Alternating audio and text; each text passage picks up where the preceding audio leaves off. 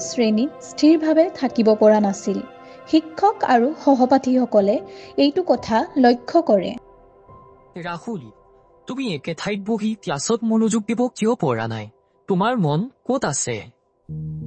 আমি আমাৰ দলত তোমাৰ সৈতে কাম কৰিব নোৱাৰো, ৰাহুল। ৰাহুলে এই কথাবোৰ শুনি তললৈ চাই লজ্জিত অনুভৱ কৰে। ঘৰত ৰাহুলৰ পিতৃ-মাতৃ ৰিয়া আৰু সঞ্জয়ে তেওঁলোকৰ সমস্যাসমূহৰ বিষয়ে আলোচনা কৰে। তুমি উপলব্ধি কৰিছানে যে এই মাহত এয়া তৃতীয় অভিভাৱকৰ মিটিং।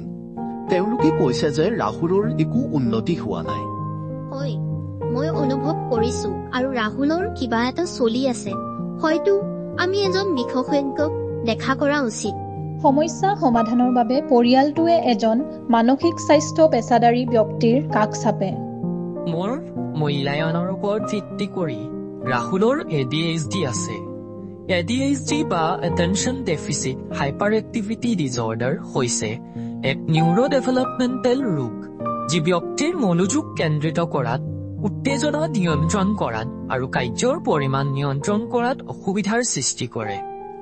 এই লক্ষণসমূহে দৈনন্দিন জীৱন যেনে বিদ্যালয়, কৰ্ম আৰু সম্পৰ্কৰ ক্ষেত্ৰত প্ৰভাৱ পেলাব পাৰে।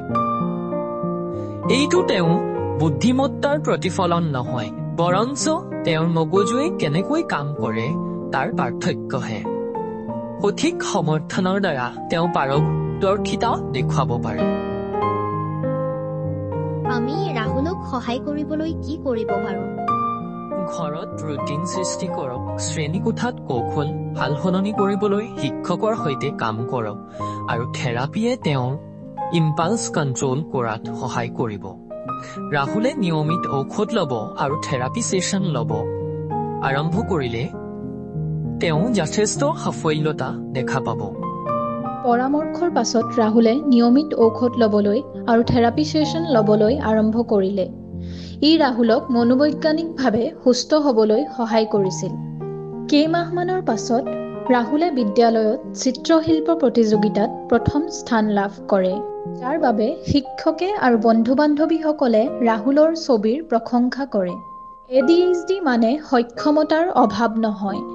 সঠিক সহায়ৰ সৈতে প্ৰতিটো শিশুৱে সফল হ'ব পাৰে। আহক আমি এই ভুল ধাৰণাৰ পৰা বাহিৰ হওঁ আৰু প্ৰতিটো শিশুক বুজি উঠো আৰু মূল্য দিবলৈ যত্ন কৰোঁ। শিক্ষকসকল স্কুল ৱেলনেছ টিম অথবা ষ্টুডেণ্ট ছাৰ্ভিচেছ চেণ্টাৰৰ পৰা সহায় ল'ব পাৰে। শিক্ষা মন্ত্ৰণালয়ে যেনে উমিদ বা UGCয়ে যি নীতি প্ৰণয়ন কৰিছে তাৰ অনুসৰি ছাত্ৰ-ছাত্ৰীসকলৰ মানসিক স্বাস্থ্য আৰু সুৰক্ষা সম্বন্ধীয় সহায়ৰ বাবে এইসকলক প্ৰশিক্ষণ দিয়া হৈছে।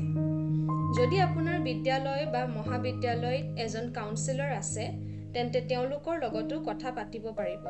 তেওঁলোকে যদি প্ৰাথমিক পৰ্যালোচনাৰ পিছত অধিক সহায়ৰ প্ৰয়োজন বুলি ভাবে, তেন্তে আপোনাক স্বাস্থ্য সেৱালৈ প্ৰেৰণ কৰিব পাৰিব। এই সকলোখিনি অন্তৰ্ভুক্ত হ'ব পাৰে টেলিমানছত, যি হৈছে এটা মানসিক স্বাস্থ্য সহায়ৰ কল সেৱা। আপোনাৰ উপকেন্দ্ৰ বা প্ৰাথমিক স্বাস্থ্য কেন্দ্ৰ অথবা ওচৰৰ স্বাস্থ্য কেন্দ্ৰ। লগতে চৰকাৰী চিকিৎসালয়ত মানসিক স্বাস্থ্য সেৱা যেনে DMHPৰ অধীনত থকা মানসিক স্বাস্থ্য বিশেষজ্ঞসকল যেনে মনোৰোগ বিশেষজ্ঞ, ক্লিনিকেল মনোবিজ্ঞানী, মানসিক স্বাস্থ্য সমাজকৰ্মী আৰু মানসিক স্বাস্থ্য নাৰ্ছ।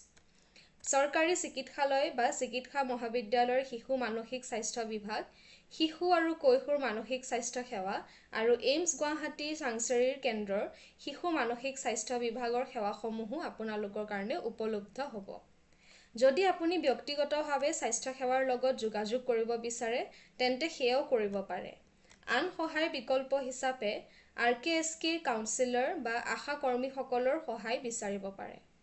আমাৰ উদ্দেশ্য এই যে আপুনি বিভিন্ন বিকল্পৰ পৰা সঠিক সহায় লাভ কৰিব পাৰে।